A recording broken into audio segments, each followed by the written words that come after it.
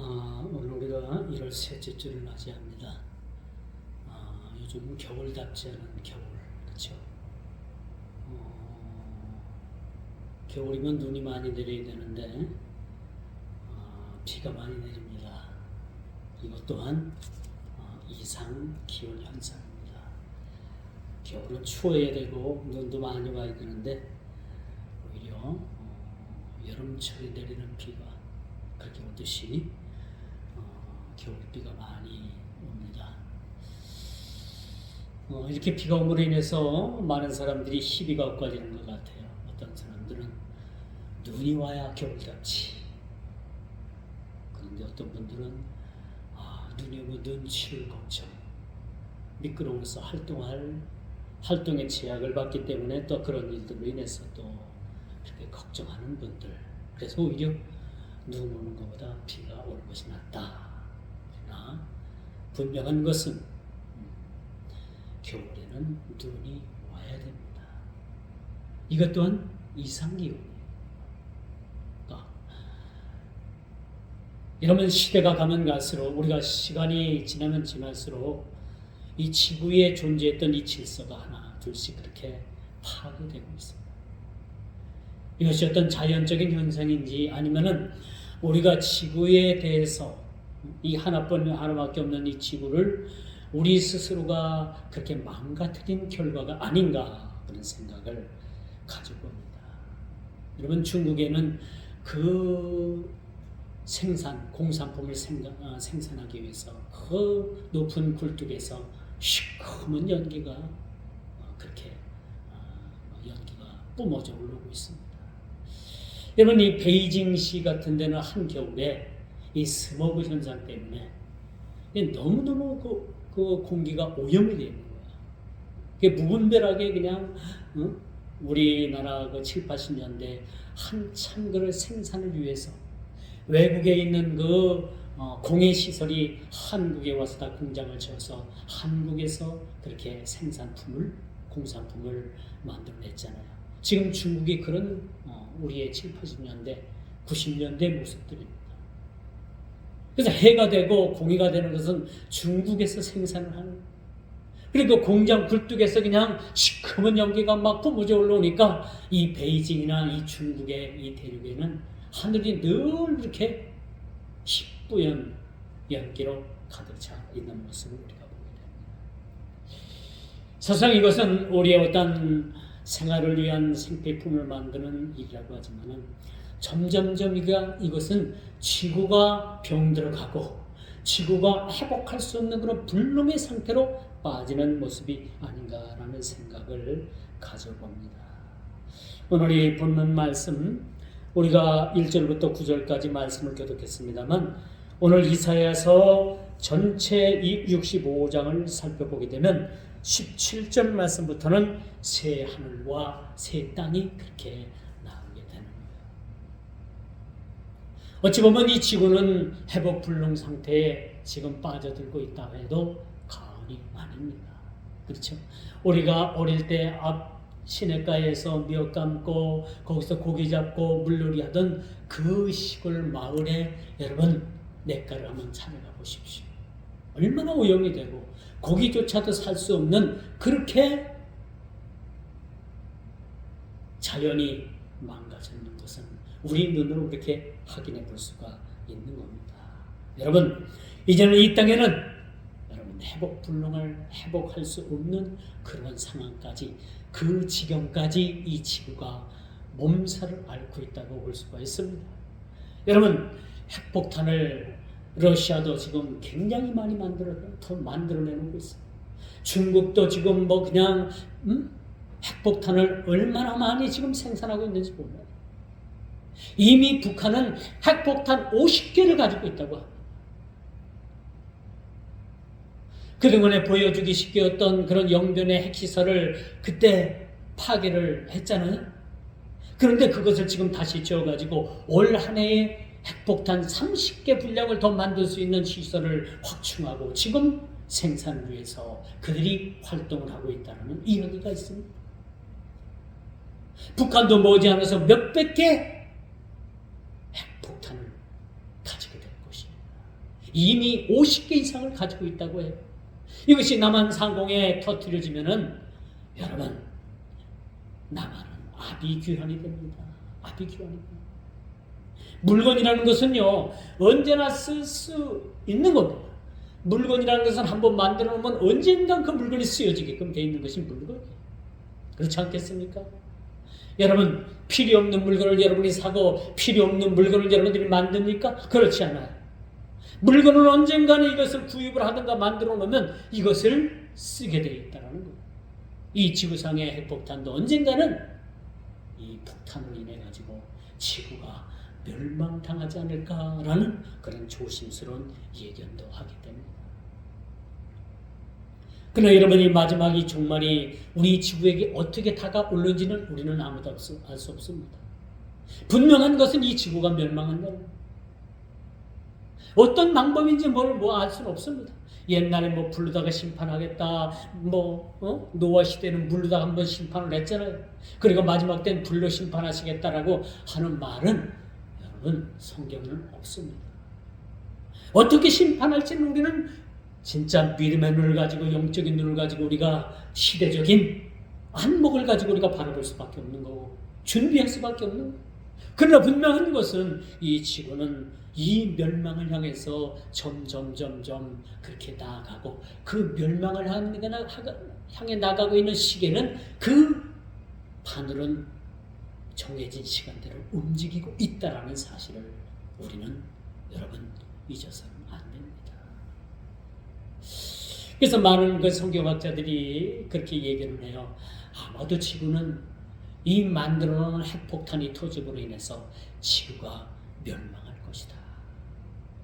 제가 왜 이런 말씀을 드리냐면 이렇게 지구가 이제는 불능 상태로 빠지고 지구가 멸망하고 난 다음에는 새 하늘과 새 땅이 펼쳐지게 되는 거예요. 새 하늘과 새 땅이 다시 한번 우리들에게 다가오고 있다는 사실을 여러분 잊어서는 안 됩니다. 오늘 이 본문의 말씀은 이사야 선지자가 지난 우리가 64장에도 말씀을 드렸습니다만 세 번째 기도 가운데 마지막 기도입니다. 오늘 65장 이 말씀은 16절까지 이사야가 하나님 앞에 엎드려서 하나님 앞에 그렇게 간구했던 기도의 내용입니다. 그리고 그 기도의 내용에 응답하는 그 내용의 구절이 오늘 17절 말씀부터 그렇게 이어지고 있다는 거죠. 이사야 선지자는 이렇게 하나님 앞에 엎드려서 기도했습니다. 그러자 하나님께서 이사야 선지에게 그렇게 기도의 응답을 말씀하고 계시는 거죠. 이게 기도하는 맛이 아니겠습니까? 기도를 해도 하나님께서 들으시는 건지, 내가 기도를 해도 응답을 받는 건지, 안 받는 건지. 그러면 여러분은 어떻게 해요? 기도하다가 기도의 그런 맛을 잃어버리게 되잖아요. 그렇죠? 우리가 기도하면서 기도의 수첩에 우리의 기도 제목을 적어가면서 우리가 꾸준하게 기도할 때, 그렇죠? 우리가 이제 몇 달이 지나가지고 기도 수첩을 어느 한 날 이렇게 뒤져보게 되면 나도 모르게 기도 수첩에 적혔던 기도 제목들이 응답되어 있는 것을 우리가 보게 되는 거죠. 그러므로 해서 우리가 하나님 앞에 기도하게 되는 거예요. 물론 기도에 응답이 없다고 해서 기도하지 않는다는 것은 이건 또한 잘못된 겁니다. 하나님께서 우리에게 기도에 응답을 하시든지 아니하시든지 우리는 주어진 그 기도 제목을 통해서 하나님 앞에 늘 기도에 힘쓰는 그런 성도들의 삶이 되어야 된다는 것을 오늘 본문을 통해서 우리가 교훈받게 되는 거죠. 오늘 하나님 앞에 세 가지 기도 제목을 가지고 이 세 번째 엎드려서 하나님 앞에 기도했던 그 기도를 하나님께서 이사야 선지자에게 그렇게 응답하고 있음을 우리가 보게 됩니다. 그리고 하나님께서는 그 이사야 선지자의 말씀을 통해서 그 기도의 응답의 제목이 무엇이었냐, 그 기도의 응답의 내용이 무엇이었냐 하면은 이제는 너희가 모든 죄악의 자리에서 돌아오라는 겁니다. 모든 죄악의 자리에서 너희가 돌아와야만 된다는 것이죠. 왜? 새 하늘과 새 땅이 우리 모두에게 펼쳐질 것이라는 것을 그렇게 이사야 선지자를 통해서 그렇게 말씀해 주고 있기 때문이라고 말씀드릴 수가 있습니다. 여러분, 인생을 살면서 가장 현명한 사람은 어떤 사람일까요? 가장 현명한 사람이 어떤 사람일까요? 돈을 잘 버는 사람일까요? 높은 지혜 있는 사람일까요? 말 잘하는 사람일까요? 남에게 인정받는 사람들일까요? 어떤 부류라고 여러분 생각을 합니까? 우리가 인생을 살면서 가장 현명한 사람은요, 내가 지금 이 자리가 어떤 자리인가를 깨닫는 사람. 내가 서 있는 이 자리, 내가 앉아 있는 이 자리, 내가 머물러 있는 이 자리가 어떤 자리인가를 깨닫는 사람이 진짜 현명하고 지혜 있는 사람이라고 말씀드릴 수가 있는 거죠. 내가 머물고 있는 이 자리가, 내가 서 있는 이 자리가 혹시 어떤 자리입니까? 죽을 자리입니까? 살 자리입니까? 죽음의 자리입니까? 생명의 자리입니까? 어떤 자리라고 생각을 합니까? 내가 지표를 삼고 내가 살아가는 이 목표를 삼은 이 인생의 삶의 목적이 이게 생명의 길인가 죽음의 길인가를 우리는 늘 확인해보는 삶이 우리에게 필요하다고 말씀드릴 수가 있습니다. 아니라는 생각과 세상 연락에 빠져서 내가 가는 이 길이 살 길인지 죽을 길인지도 모르고 우리가 세상을 향해서 떠내려간다면 필경 그 길은 죽음의 길이라고 말씀드릴 수밖에 없는 것이죠. 그러므로 여러분, 현명한 사람은 죽을 자리에서 생명의 자리로 돌아가는 거예요. 돌아가는데 참 목적이 있는 것입니다. 회개하는 그 심령이 어떤 마음으로 여러분 회개를 하겠습니까? 돌아가는 겁니다.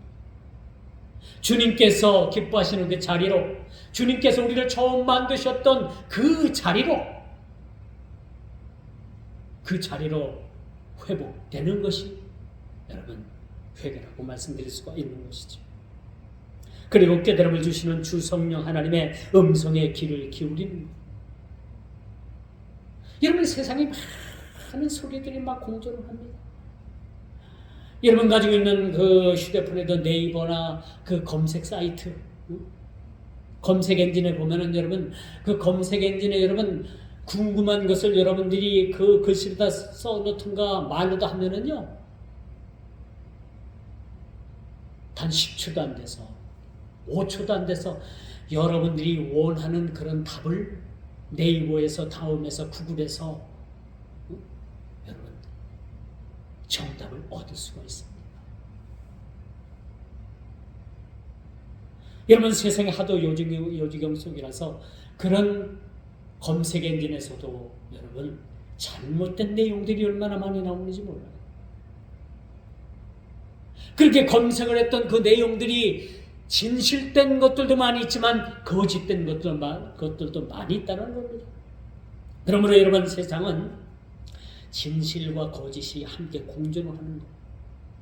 현명한 사람은 어떤 사람들이라고요? 진실을 발견하고 진실을 취하는 자들이 지혜로운 자인 겁니다. 세상에 진리라고 떠드는 것들이 다 진리가 아니란 얘기예요. 그렇죠? 여러분, 기독교 방송에 나오는 모든 말씀이 다 진리는 아닙니다. 우리가 구별돼서 들어야 돼요. 그 말씀 속엔 독초도 숨어 있습니다. 잘 구별하는 것, 진리의 보화를 캐는 것, 이게 중요하다고 말씀드릴 수가 있습니다. 그러므로 여러분, 우리가 항상 시대적인 상황을 믿음의 눈으로 예리한 관찰로 우리가 판단하고 바라보는 것이 매우 중요하다고 말씀드릴 수가 있는 것이죠. 그러므로 우리가 첫째, 부르심의 음성을 들어야 되는 거야. 보라, 내가 새 하늘과 새 땅을 창조하나니 이전 것은 기억되거나 마음에 생각나지 아니할 것이라. 보라, 내가 새 하늘과 새 땅을 창조하리라라고 말씀해 주고 있습니다. 보라는 얘기입니다. 너희들이 보라는 얘기입니다. 우리가 바라볼 때 주님을 뵐 수가 있다. 땅만 쳐다보고 다니는 사람은 하늘의 일들을 알지 못해요. 오직 땅의 것만 취하기 위한 그런 삶을 사는 사람들은요, 하늘의 그런 신령한 것들을, 그 비밀들을 알 수가 없습니다. 그러므로 우리 찬송가에도 있잖아요. 눈을 들어 하늘 보라 어지러운 세상 중에. 그렇죠. 눈을 들어서 하늘의 신령한 것들을 우리가 바라보라는 얘기입니다. 땅의 것은 소망이 없어요. 땅의 것은 망하는 길밖에 없습니다. 오로지 우리가 하늘을 바라보고 하늘의 소망을 위해서 살아가는 성도들이 되어야 되는 거예요. 그러므로 오늘 17절 의미하는 바가 참 크다고 볼 수가 있습니다. 보라, 내가 새 하늘과 새 땅을 창조하리라고 그렇게 말씀해 주고 있습니다. 누구를 위해서? 누구를 위해서 새 하늘과 새 땅을 창조하겠다고 말씀하고 계십니까? 누구를 위해서?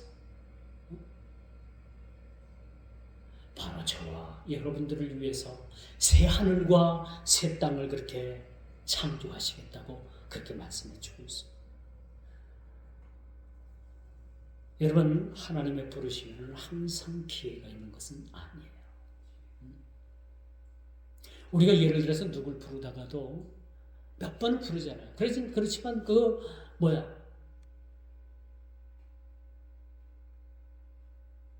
불러도 대답이 없고 딴짓하게 되면 뭐야? 그 사람은 더 이상 부르지 않잖아. 그렇죠?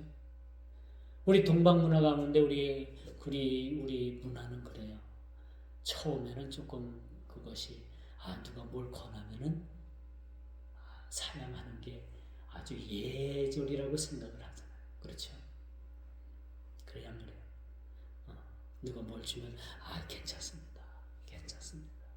그러다가 이제 몇 번 권하면 그때 가서 마지 못해 받는 것 마냥 그게 예의인 양 우리가 생각하고 그렇게 지금까지 우리가 살았습니다.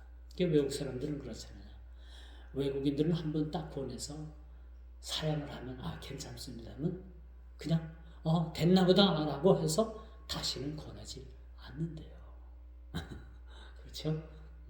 우리나라 사람들은 뭘 권하면 처음에는 그냥 예의상 예의를 찾는 그러한 마음으로 거절을 합니다. 근데 우리가 또 권하잖아요. 근데 이렇게 권하고 나서 한 번 권하고 나서 이 사람 됐나 보다 하고 더 이상 권하지 않으면 그 권함을 받은 사람은 어때요?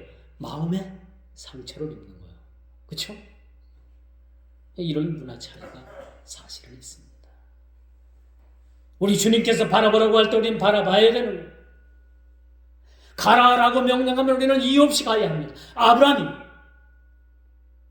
자기 조상 대대로 살았던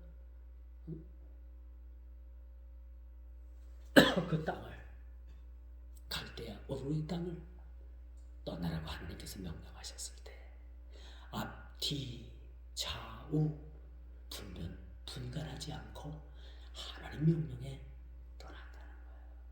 이게 순종입니다.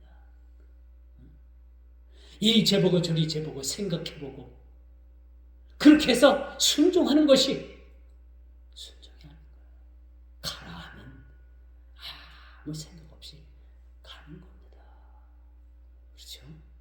하라 하면 하는 겁니다. 어떤 사람이 어떤 일을 맡겼더니 좀 하시오 했더니 생각 좀 한번 해보고요. 생각해보니까 이게 좀 내가 좀 손해날 것 같아.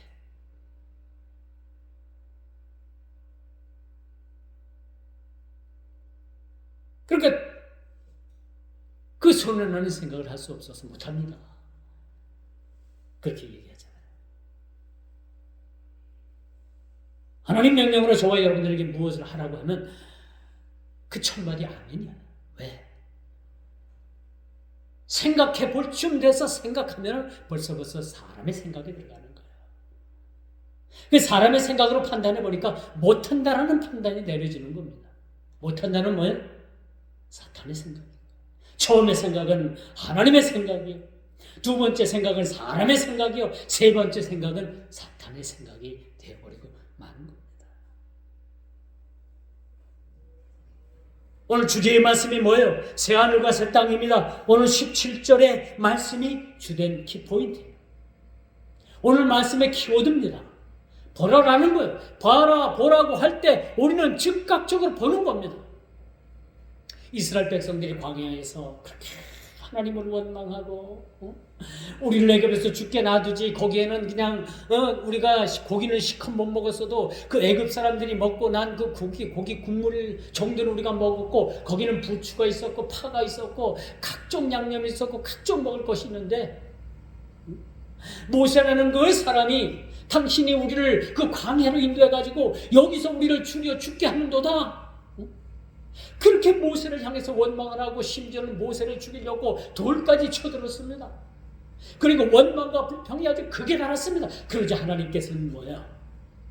불뱀을 그냥 준비해가지고 그 원망하고 불평하는 사람들을 에게 날라와가지고 불뱀이 다 원망하고 불평하는 사람들을 막 물어 죽였습니다. 난리가 난 거예요. 오늘 갑자기. 그러자 모세가 높은 장대에 구리 녹뱀을 만들어가지고 그것을 쳐다보게 하잖아요.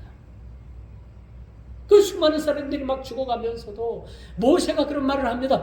당신들 이 녹뱀을 쳐다보는 자들마다 살 것이라고 그렇게 말을 했을 때 과연 순종하고 그 녹뱀을 쳐다본 사람들은 어떻게 됐습니까? 다 살았어요. 죽다가 살아난 거예요. 그러나 저걸 쳐다봐가지고 뭔 우리가 이 죽는 처지에서 우리가 살림을 받겠느냐. 쳐다보지 않은 사람은 다 죽고 말았다는 거예요.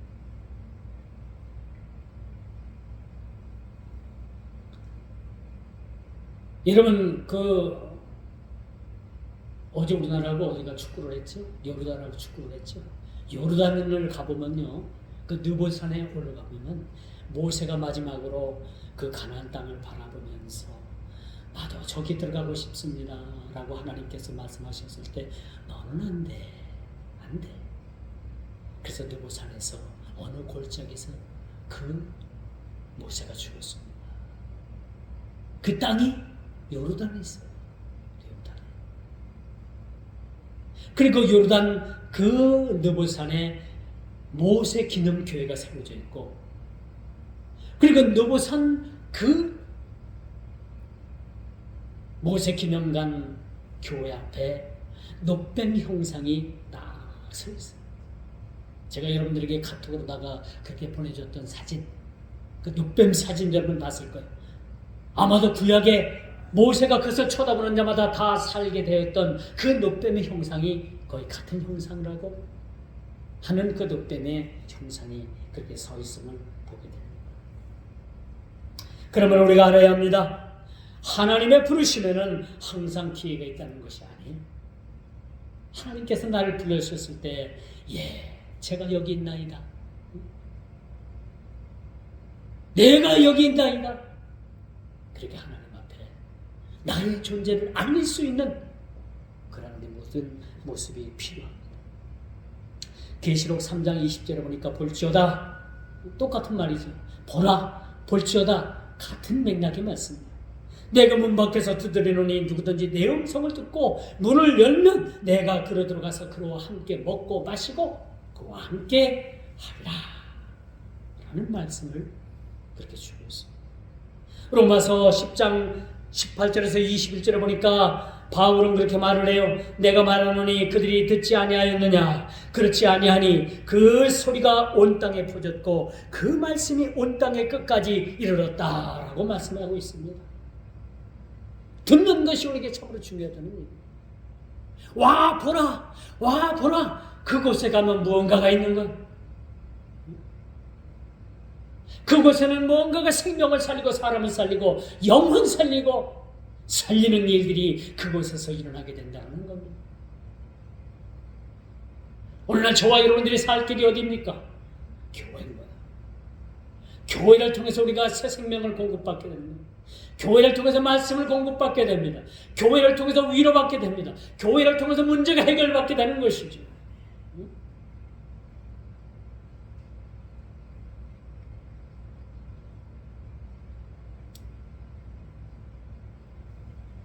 내가 말하노니 알지 못했느냐? 이사야는 매우 담대한 말로 내가 나를 찾지 아니한 자들에게 찾은 바 되었다라고 그렇게 말해주고 있습니다. 우리 주님께서 찾아가셨다라는 거예요. 주님 찾아오셨네 모시어 드리세. 주님이 친히 찾아오십니다. 보라 내가 눈 밖에서 두드리노니 너희가 문을 열고 나를 영접하라는 얘기입니다. 그렇죠? 주님께서 친히 찾아 나서셨다는 것을 우리가 보게 되는 것입니다. 그러나 선민 이스라엘의 백성 이스라엘의 불순종으로 말미암아 여러분 뭐요? 그들은 하나님의 음성을 거부했던 사람들입니다. 주님께서 그들을 찾아가셨지만 그들은 문을 열어주지 않았던 사실을 우리가 보게 됩니다. 그렇죠? 그들에게 나타났지만은 그들은 순종치 아니하고 거슬러 말하는 백성에게 내가 종일 내 손을 벌렸느니라 라고 주님께서는 그 이스라엘을 향해서 그렇게 안타까운 마음을 표현해주고, 누가 우리를 찾아와도 우리가 문을 열어주지 않으면 그만 아닙니까? 그렇죠? 우리가 아무리 전도를 다니고 발품을 팔고 아무리 여러분 세상 사람들을 그 집에 문을 두드려도 그들이 문을 열어주지 않으면 우리는 복음을 전할 수가 없는 거예요. 똑같은 이치입니다. 주님께서 아무리 우리를 수십 번 찾아오시고 아무리 우리를 찾아오셔서 문을 두드리고 예야 문을 열어달라고 그렇게 간청을 해도 우리 스스로가 문을 열지 않으면 우리는 주님을 만날 수가 없다는 사실. 이 인지상정입니다.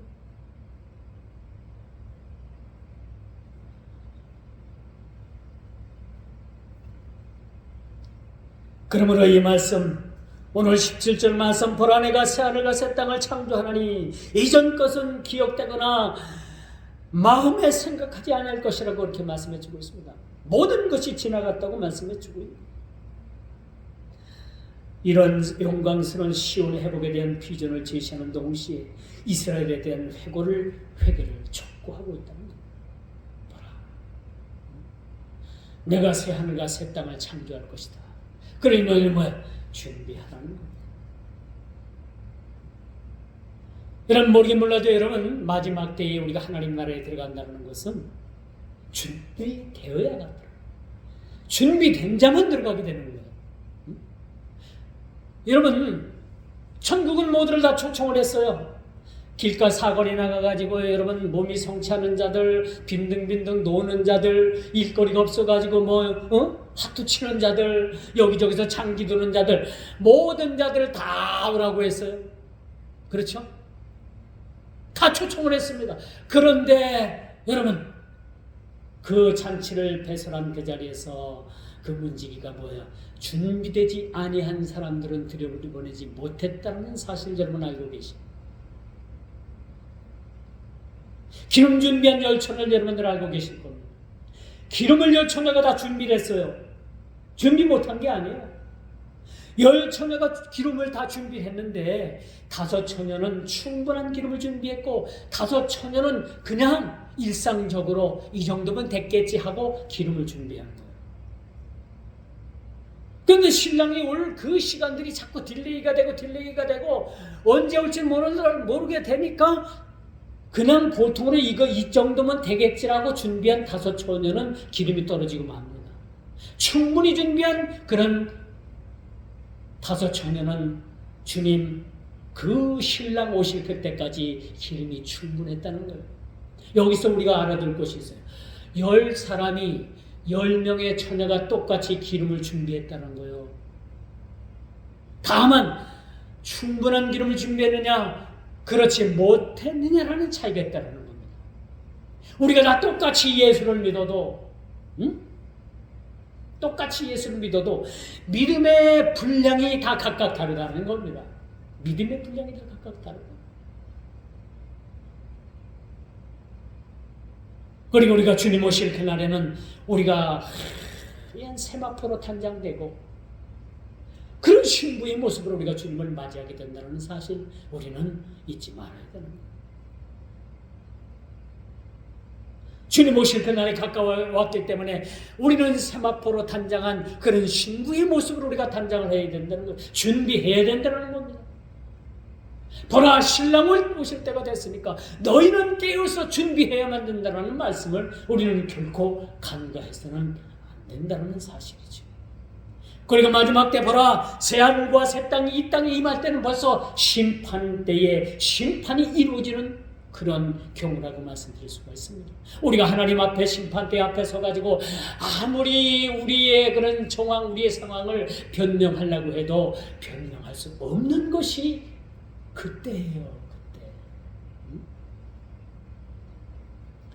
우리가 예수를 믿으면서 여러분 변명거리 만들지 말고, 변명거리 만들지 말고 주님 앞에 섰을 때 따뜻한 마음, 기분 좋은 마음으로, 흐뭇한 마음으로 주님 뵙기를 원합니다. 그때 가서 껄껄껄, 아이고 내가 좀 더 잘할걸, 아이고 내가 그때 가서 좀 더 시간도 좀 낼걸, 껄껄껄 하면요 그때 늙는 거예요. 껄껄껄은 웃음밖에 안 나오는 게 껄껄껄입니다.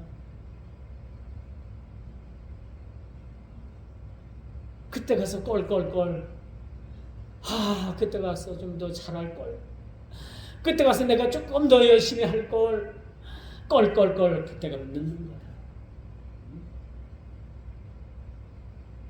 우리 인생은요 이렇게 단막 그렇게 삶을 사는 선극을 하는 주인공과도 같은 거예요. 여러분 연극 좋아하십니까? 연극에 막이 오르면 연극 마지막에 뭐야? 막이 탁 내리면서 딱 끝나잖아요. 이게 우리 인생도 마찬가지예요. 우리 인생이 시작됐으면 그렇게 연극의 단막, 막이 내리는 순간이 우리에게 오게 됩니다.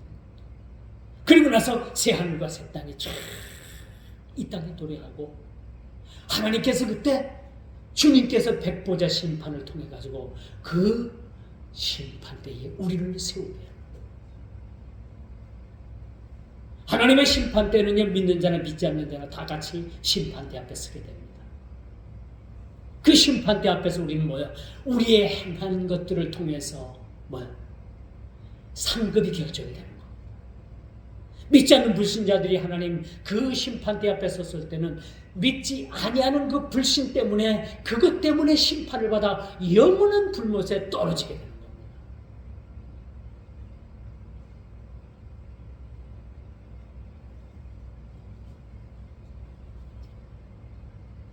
이처럼 회복을 위한 회개의 조건은 여러분 우리 전인격적인 삶의 변화를 요구하고 있다는 겁니다. 회개가 뭐예요? 예전 걸 우리가 회복하는 거예요. 처음 우리가 하나님께서 우리를 만드셨던 에덴 동산에서 아담과 하와를 만드셨던 그 죄에 오염되지 않았던 그 상황, 그 인간의 모습으로 우리를 회복되기를 원하고 계십니다. 왜 우리에게 회개를 촉구하고 있을까요? 예수님께서도 세례요한도 그렇게 말을 하잖아요. 그 첫 마디가 회개하라, 회개하라, 회개하라는 얘기입니다. 왜? 천국이 가까워 왔기 때문에. 머지않아서 오늘 이사야가 그렇게 말씀한 이사야가 하늘의 이상을 받던 그 새하늘과 새 땅이 이 땅에 도래하기 때문에 회개해야 됩니다. 우리 돌아가야 됩니다. 처음 지으셨던 그 상황으로는 돌아가야 됩니다. 단순하게 죄를 짓고 그 죄를 위해서 회개하고 그런 개념이 아닌 거예요. 그러므로 우리가 예수 그리스도를 인격적으로 만나게 되면 전 인격적인 삶이 변한다고 제가 여러분들에게 그렇게 말씀드렸잖아요. 성격도 변합니다. 생각도 변합니다. 말도 언어도 모든 행동거지가 변하게 되는 거예요. 예수를 인격적으로 온전히 만나게 됩니다. 온전히 만나게 됩니다. 우리는 판단해서 보면 그렇잖아요. 그 사람 보면은 저 사람 아직도 인격적인 삶이 별로 없다. 그 얘기는 뭔 얘기예요? 그 얘기는 죄송스럽지만 아직도 예수님을 깊이 만나지 못한다. 예수님은 여러분 인격적으로 깊이 만나게 되면요, 우리 모든 삶이 다 바뀌어요. 내가 생각하는 게 바뀌고요, 응? 남을 바라보는 시선이 바뀌게 되는 거예요. 내 말하는 것이 변화가 되고 내 행동 거지가 변하게 됩니다. 이게 변화된 삶이고요. 예수님을 진짜 만나게 돼요. 진짜. 예수님을 진짜 인격적으로 깊이 만난 그런 만나는 저와 여러분들 되기를 축원드리겠습니다. 이게 중요합니다. 이스라엘은 그런데 반면에 이스라엘은 어땠는가?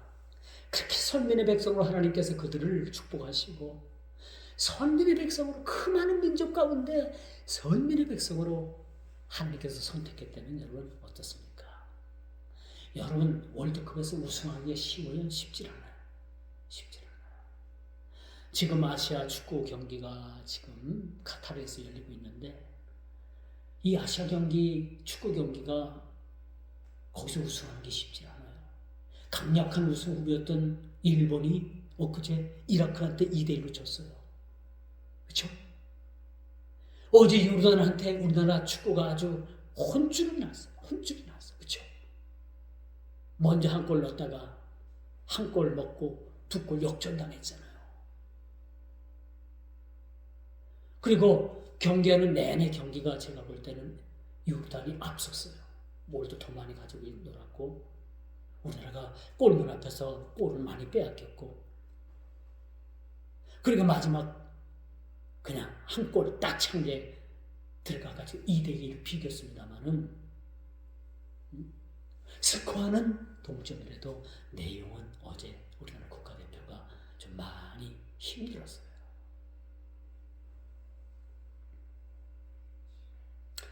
이렇듯 여러분 하나님께서는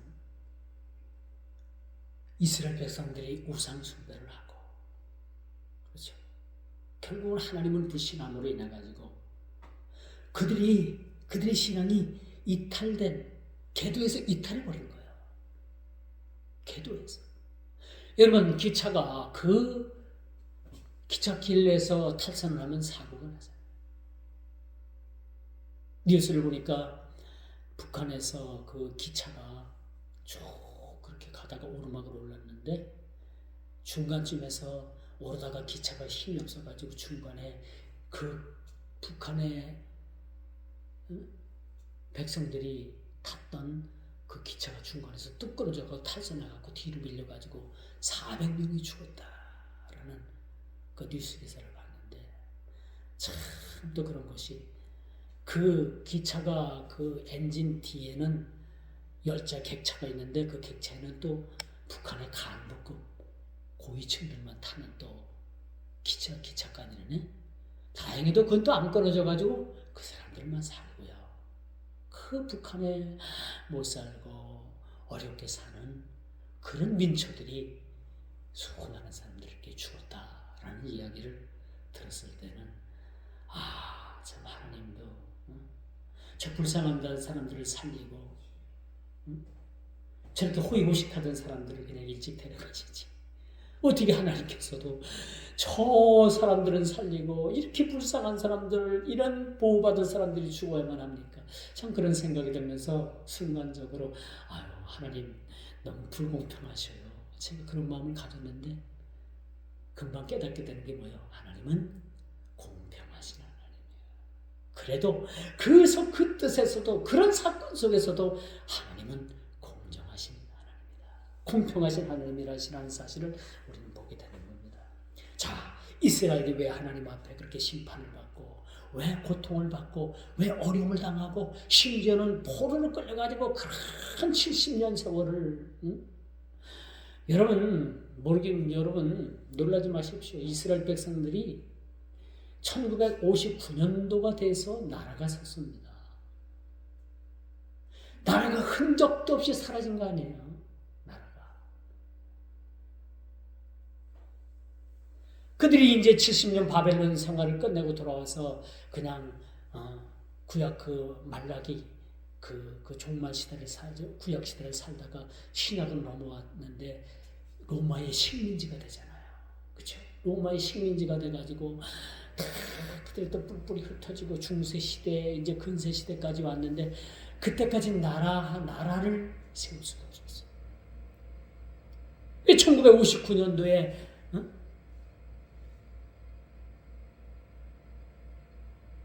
그렇게 나라가 다시 서게 되잖아요. 그동안에 이스라엘 백성들이 겪었던 고난, 고통, 이걸 뭐라고 우리가 표현할 수 있겠습니까? 이처럼 여러분, 이탈된 계도 뒤에는 고통이 수반한다는 사실입니다. 우리가 신앙의 온갖 그 온전한 계도에서 벗어날 때는 우리에게 고통이 수반되는 거예요. 하나님께서 우리에게 고통을 주십니다. 어려움을 주시는 거예요. 아픔도 주십니다. 더러는 재산도 탁 뺏어가고요. 더러는 자식도 뺏어가고 더러는 나에게 아주 치명적인 몸에 병을 주셔가지고 건강도 잃게 하십니다. 건강도 잃고 재산도 잃고 자식도 잃고 모든 것을 잃고 돌아오면 너무 늦는 거예요. 너무 늦어요. 그렇게 되면 하나님께서 이것이 징계다 생각할 때 얼른 우리는 돌아와야 됩니다. 제가 시골에서 목회할 때 어느 여집사가 그런 얘기를 하더라고요. 목사님, 매를 맞는 것도 은혜입니다. 매를 맞는 것도 은혜예요. 마치 그걸 잘하고 그러지. 아이고 그래 어디 한번 맞아봐라. 얼마나 아픈지 한번 맞아봐라. 맞기 전에 들어오는 게 진짜 사랑인 거야. 맞아봐요 얼마나 아픈지. 뼈가 부러지는 그런 아픔입니다 사실은. 근데 어떤 사람들은 한 번 치고 두 번 치고 세 번 치고 자꾸 쳐도 깨닫지 못합니다. 깨닫지 못하면 뭐예요? 그때부터 짐승 취급받는 거예요. 소도요 이쪽 길로 가려면 이렇게 몰면 고비를 통해서 몰면 소도 주인이 원하는 그런 코스로 갑니다. 말 못하는 짐승도 이렇게 말을 듣거든. 하물며 사람인 존재가 하나님의 말씀을 듣고도 그것을 여러분 무시하고 처음엔 못 깨달았겠죠. 그는 나중에 깨닫게 됩니다. 그런데 깨닫고도 우리가 무시하고 무시하면 하나님께서 그냥 손 띄워버립니다. 그냥 놔둬버립니다. 그때 뭐예요? 하나님께서 그를 사생아 취급하는 거예요. 사생아 취급. 이 무서운 겁니다. 여러분 하나님께서 은혜를 베푸시고 은혜를 안 베푸시고 그 문제가 아니라 우리가 하나님께 보시기에 가장 큰 염려가 뭐냐면요. 하나님의 무관심. 하나님께서 저와 여러분들을 무관심한 거예요. 죽이 되든 밥이 되든 그냥 하나님께서 관심 밖에 무관심으로 돌리시면 이게 큰 저주입니다. 이게 가장 큰 저주. 말을 맞았다? 네?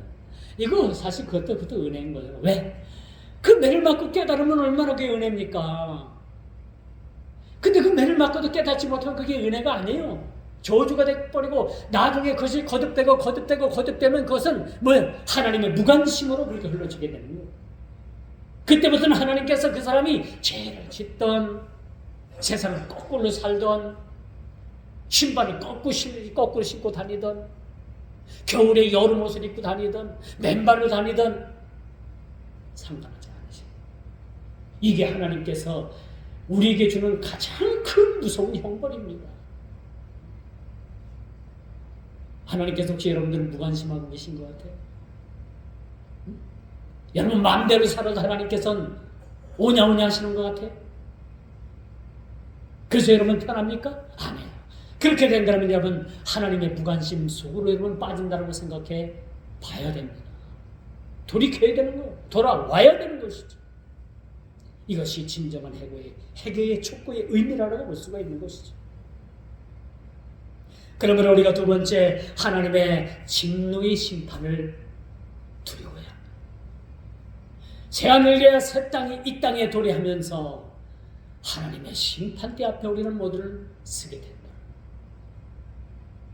이미 지옥불에가 떨어져서 지옥불의 맛을 보고 있는 사람들도 거기서 건져내가지고 그 심판대 앞에 서게 되는 거예요. 그 심판대 앞에 서게 되는 거예요. 이 많은 사람들이 그런 얘기를 믿지 않는 사람들이 아이고 죽으면 그만이지. 아이고 말은 좋지요. 응? 죽으면 그만이지. 말하기는 좋지요. 지옥은 죽을래야 죽을 수가 없어요. 여러분 자살하는 사람들 많잖아요. 이 땅에서 자살 목숨 끊는다고 해가지고 그냥 쉽게 목숨 끊는데 지옥은요 죽은 사람이 또 죽을래야 죽을 수가 없는 거예요. 그게 지옥에 들어가는 사람들입니다. 그 불못에 던져졌던 사람들, 그 사람들 다시 꺼내가지고 그 심판대에 서가지고 영원한 불못에 던져버리는 것을 계시록전에 그렇게 우리에게 보여주고 있잖아요.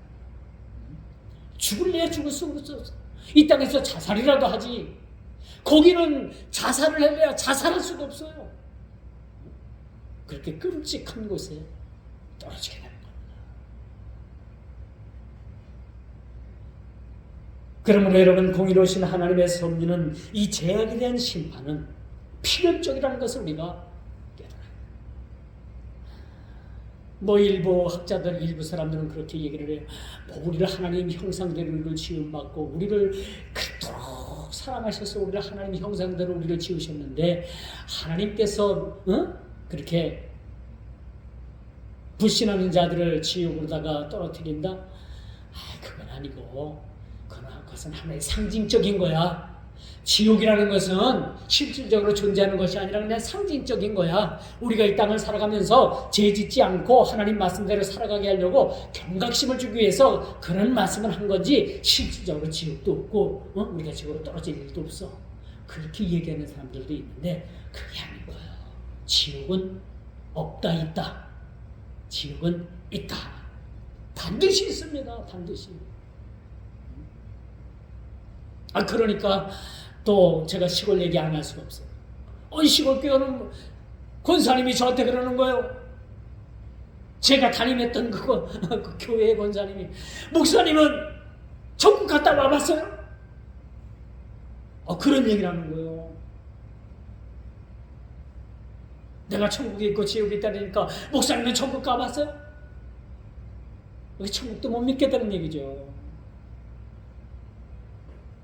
그래서 제가 너무너무 실망했어요. 너무너무 실망.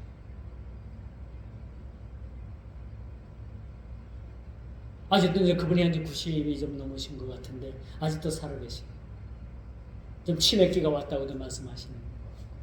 저희가 떠나올 무렵에 참 그래도 집사람이 교회에서, 그 추운 교회에서 그렇게 장작불 피워가면서 날로 피워가면서 그렇게 함께 기도했던 것이 가장 생각이 난다. 근데 그분들에게는 좋은 이미지, 그 좋은 생각 가지고 있게 하고 왔다는 것이 너무나도 참 다행스러워요. 저 뒤에 있는 집사람이, 저희는 그때 이제 시골이기 때문에 장작난로를 뗐어요. 새벽에 미리 나가가지고 집사람이 장작불 피우고, 불 피워놓으면 성도 들어오고, 어느 날 이제 불을 못 피워가지고 불을 못 피우는 날은 제가 막 뭐라 그랬죠. 그러면 집사람은 또 그것 때문에 또 속상하죠. 그런 적도 있었어요. 여기는 지금 그렇게 히터가 그렇게 기름만 넣으면 돌아가는데 우리 시골 사정은 그렇지 않았어요. 또 시골은 또 땔감도 풍부했기 때문에 그래서 이제 그런 경우도 있었습니다만 여러분, 꼭 우리가 가봐야 하는 건 아니에요. 그렇죠? 가봐야 되는 겁니다. 예를 들어서 여러분 어머니가 여러분들을 낳으실 때 그 낳는 걸 여러분이 봤어요? 못 봤잖아. 근데 여러분은 그것도 못 봤으면서 여러분들을 낳아주신 어머니라고 여러분들을 어머니라고 생각하고 믿고 살잖아요. 지금도 그렇게 생각하고 있죠. 바로 그건 거예요. 꼭 우리가 눈을 봐서 눈으로 확인해서 우리가 기다라고 하는 것보다 예수님 말씀하시잖아요. 응? 보고 믿는 것보다 보도 않고 믿는 것이 더 복이로다. 그 20만 도마를 향해서 예수님은 그렇게 말씀하고 계시는 것을 우리가 보게 됩니다. 그러면 여러분, 이런 가만히 있으면 우리가 속아서는 안 돼요. 아이고, 지옥 진짜 실제는 없어. 여러분, 예수 잘 믿게 하려고 하는 거야. 실제는 지옥 없어. 이런 말도 안 되는 사람들하고는 여러분 눈도 마주치지 말고요, 말도 섞지도 말고 함께 하지도 마세요. 그 사람을 따라서 지옥 갑니다. 단연코 지옥 갈 수밖에 없어요.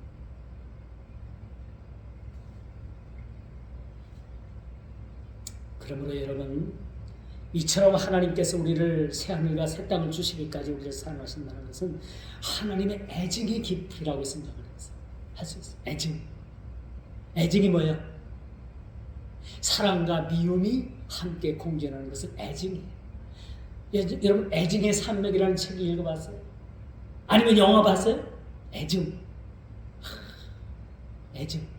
한쪽으로는 사랑하는 마음이 있고 한쪽으로는 너무 사랑해서 미워하는 마음이 공존하는 것을, 그것을 애증이라고 해요.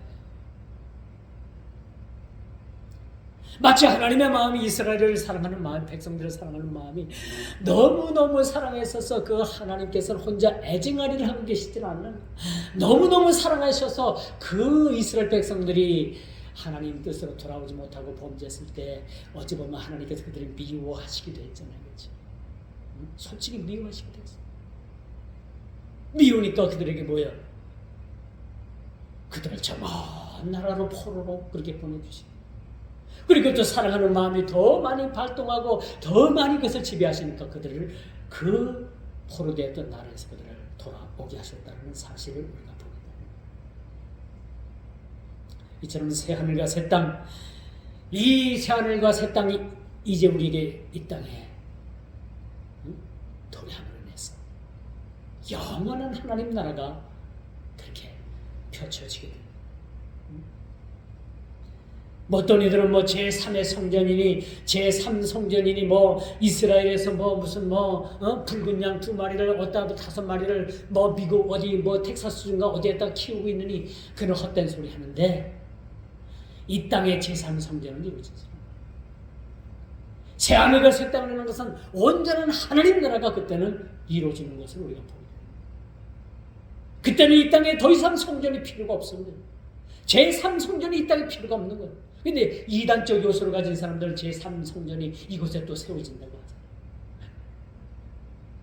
성전이신 하나님, 우리 예수님 자체가 성전인데, 우리가 가시적으로 보이는 그런 제3종 성전이 이루어지고 거기서 붉은 양 송아지 5마리를 드리고 그건 이미 지나간, 그렇게 돌아오지 않는 그러한 일이라는 것을 우리가 보게 됩니다. 이제 말씀의 결론을 맺을게요. 예비하신 새하늘과 새 땅이 이 땅에, 우리의 이 생에, 우리의 삶에 이것이 다가온다는 거예요. 전쟁과 전쟁의 소문이 끊이지 않습니다. 북한은 전쟁하겠다고 합니다. 그렇죠? 중국이 대만을 침공하게 되면 북한은 더불어서 남한을 침공한다는 그런 전쟁 시나리오가 있습니다. 위험합니다. 이런 일이 있을 수도 있습니다. 그러나 전쟁과 전쟁의 소문은 있겠으나 끝은 아니라, 그렇게 우리 주님께서 말씀하고 계시는 거죠.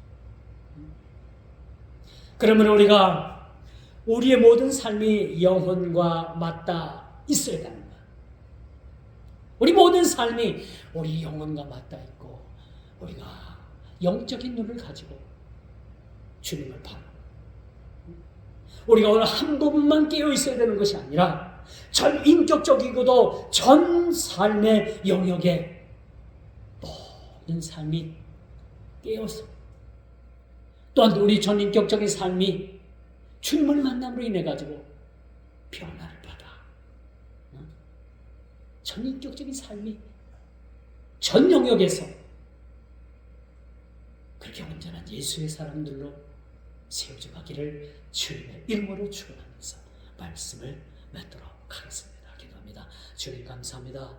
귀한 말씀 가운데 새하늘과 새 땅이 이 땅에 도래할 텐데 우리가 더 준비하게 해주시고 우리가 전인격적인 삶이 변화되게 하시고 우리가 전인격적으로 주님을 만날 수 있는 우리 모두가 다 되게 해주셔서 새하늘과 새 땅이 도래할 때 우리가 주님을 맞이하는 심판대 앞에서 우리가 주님 앞에 참으로 변명으로 우리가 일색하는 자들이 아닌 껄껄껄하는 자들이 아닌 주님 앞에 겸손하면서도 두려운 마음과 떨리는 마음으로 주님 앞에 설 수 있는 모두가 다 되게 하여 주옵소서. 예수님의 이름으로 기도드리옵나이다. 아멘.